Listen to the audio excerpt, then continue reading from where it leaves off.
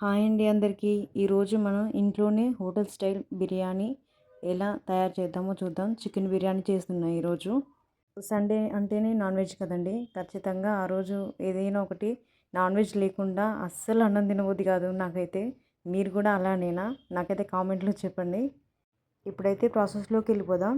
ఇక్కడైతే నేను KG chicken తీసుకున్నాను. ఫస్ట్ చికెన్ని సాల్ట్ వాటర్లో బాగా వాష్ చేసుకోవాలి 1-2 సార్లు. ఇక్కడైతే నాకు టైం లేదు కాబట్టి నేను వాటర్లో వాష్ చేసి వెంటనే తీసేసుకున్నాను. మీరైతే ఒక హాఫ్ అన్ అవర్ ముందే సాల్ట్ వాటర్లో నానబెట్టి తీసుకోండి. అట్లా తీసుకుంటే ఇంకా బాగుంటుంది చికెన్. 2 టేబుల్ స్పూన్ల అల్లం వెల్లుల్లి పేస్ట్ని అప్పటికప్పుడే చేసుకుంటే ఇంకా బాగుంటుంది. తర్వాత కొంచెం కొత్తిమీర వేసుకున్నా. ఇక్కడైతే నాకు ధనియాల పొడి, జీలకర్ర పొడి 2 లేవు నా దగ్గర, అందుకే నేను అటు స్కిప్ చేసేసా. మీ దగ్గర ఉంటే మాత్రం ఖచ్చితంగా వేసుకోండి. ఇప్పుడైతే నేను పుదీనా వేస్తున్నా.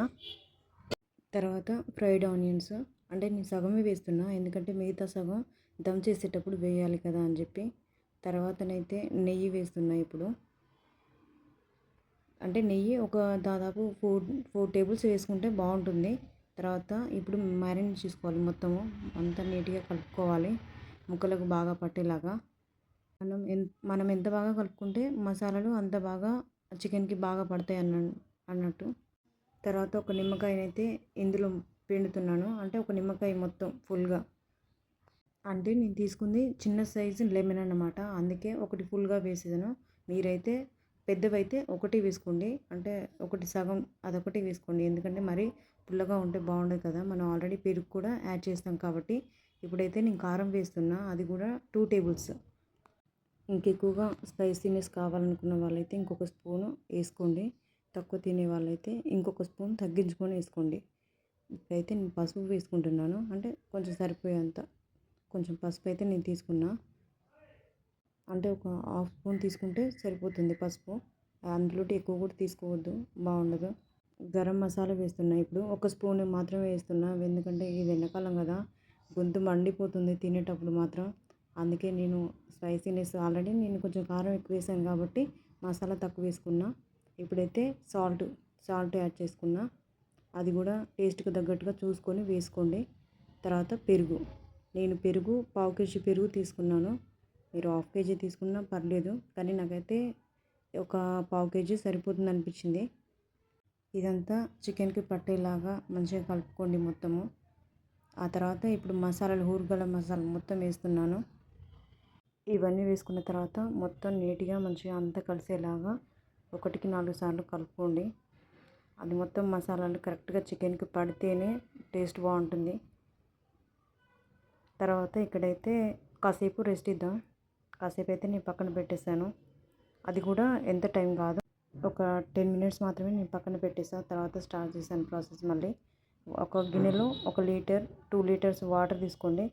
తర్వాత మళ్ళీ ఇందులో మసాలాలు యాడ్ చేయాలి.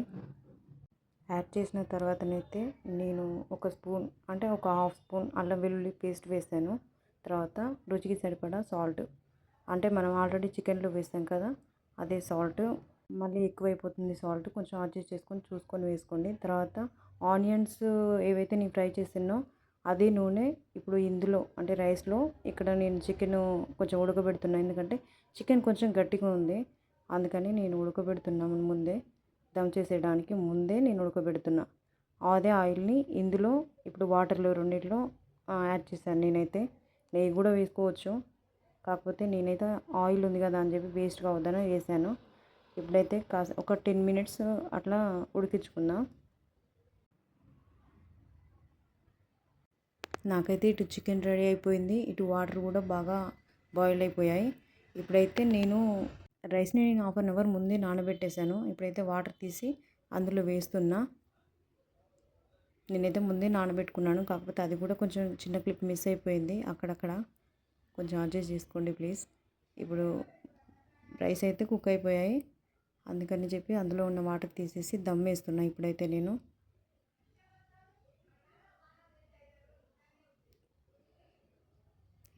అంతా ఈక్వల్గా మంచిగా అనుకోవాలి, అంత కరెక్ట్గా అనుకుంటేనే బాగుంటుంది.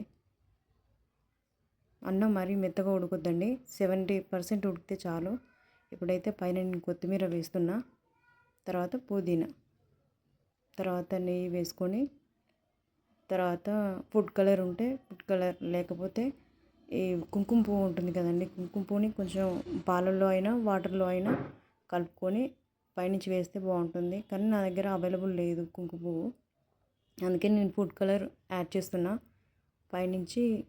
ఇక్కడ ఆనియన్స్ మిగిలిపోయాయి కదా ఇందాక, అవే ఆనియన్స్ మళ్ళీ వేస్తున్నా ఇందులో, నెయ్యి కూడా. ఇవన్నీ వేసి ఇప్పుడు మనం దమ్ పెట్టిద్దాం.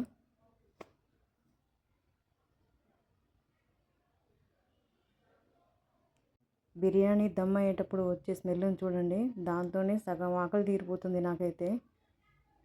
20 మినిట్స్లో నాకు బిర్యానీ రెడీ అయిపోయింది. చూడండి, ఇక్కడ నేను టేస్ట్ కూడా చేస్తున్నా. ఈ వీడియో నచ్చితే లైక్ చేయండి, షేర్ చేయండి, ఛానల్కి సబ్స్క్రైబ్ చేసుకోండి.